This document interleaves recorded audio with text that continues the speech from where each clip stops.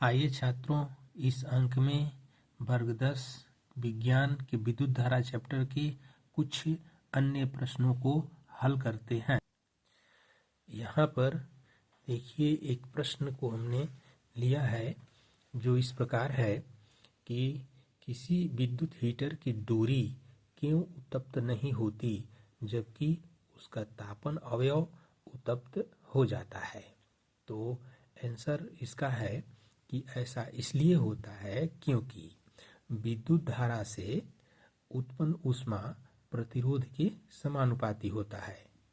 दूसरा है कि आपूर्ति तार का प्रतिरोध कम होता है जबकि हीटर के तापन अवयव का प्रतिरोध अधिक होता है। यही कारण है कि आपूर्ति तार की अपेक्षा हीटर का तापन अवयव अधिक उत्तप्त होता है।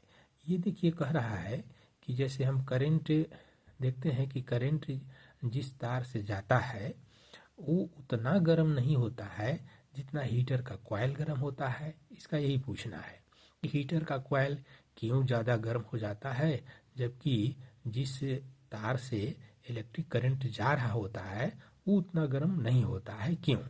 तो ऐसा इसलिए होता है कि विद्युत धारा के कारण जो उत्पन्न होगा ऊष्मा वह प्रतिरोध के समानुपाती, मतलब कि प्रतिरोध जिसका अधिक होगा वहाँ अधिक ऊष्मा उत्पन्न होगा और प्रतिरोध जिसका कम होगा वहाँ कम ऊष्मा उत्पन्न होगा।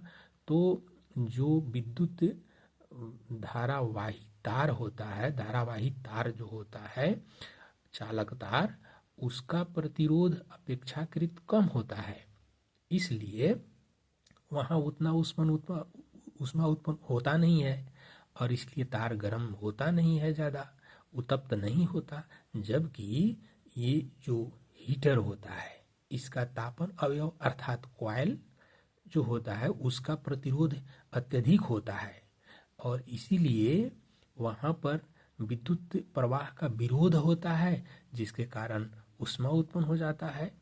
तो प्रतिरोध अधिक होने के कारण वहाँ पर ऊष्मा ज़्यादा उत्पन्न होता है और उसी को तापन अवयव कहते हैं और वह गर्म हो जाता है। यही कारण है कि विद्युत धारा वाही तार या चालक तार गर्म नहीं होता है जबकि ये हीटर का जो उत्तप्त तापन अवयव जो है वह ज़्यादा उत्तप्त हो जाता है या गर्म हो जाता है। अब देखिए, अगला प्रश्न है कि 1 घंटे में 50 वोल्ट विभवांतर से 96,000 कूलाम आवेश को स्थानांतरित करने में उत्पन्न ऊष्मा परिकलित कीजिए। तो देखिए, हम लोग उत्तर लिखेंगे कि प्रश्नानुसार क्या दिया है। प्रश्नानुसार देखिए, V बराबर दिया है 50 वोल्ट। अच्छा, और क्या दिया है? Q आवेश दिया है, कितना दिया है? 96,000 कूलाम ये दिया हुआ है। और क्या दिया हुआ है? टाइम भी दिया हुआ है।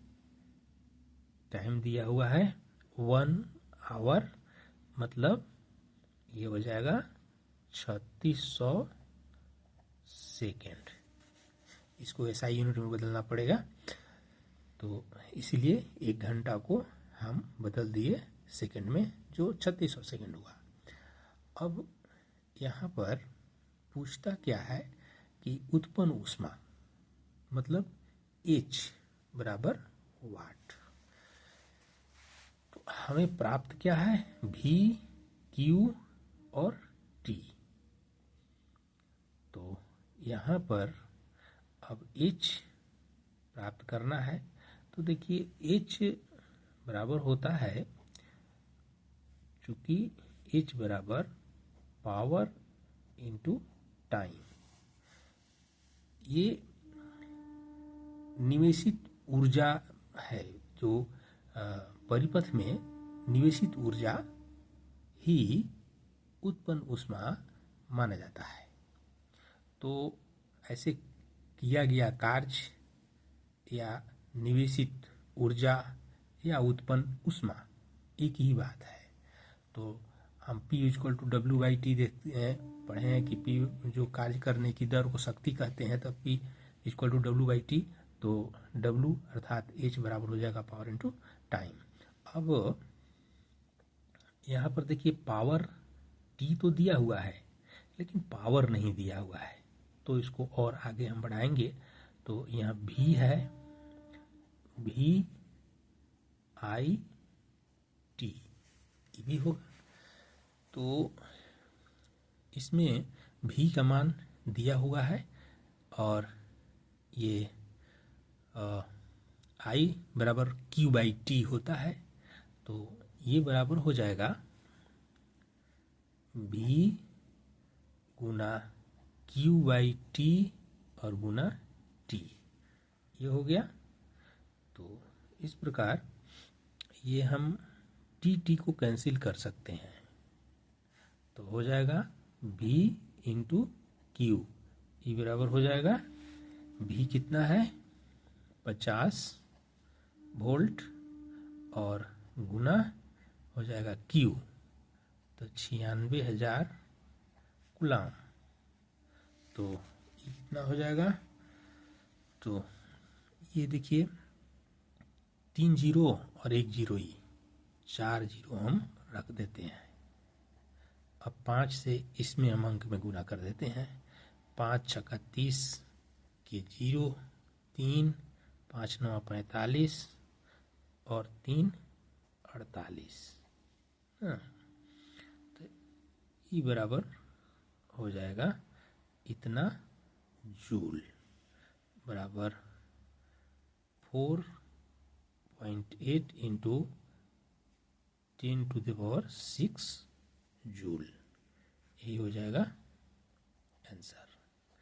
तो इतना जूल ऊष्मा उत्पन्न होगा 1 घंटा में, अगर 50 वोल्ट विभवांतर से 96,000 कूलाम आवेश हस्तांतरित अगर होता है तो 4.8 इंटू 10⁶ जूल ऊष्मा उत्पन्न होगा। इस अंक में इतना ही। अगर आप इसको समझ गए होंगे तो इसे लाइक कीजिए, सब्सक्राइब कीजिए, शेयर कीजिए। Thank you.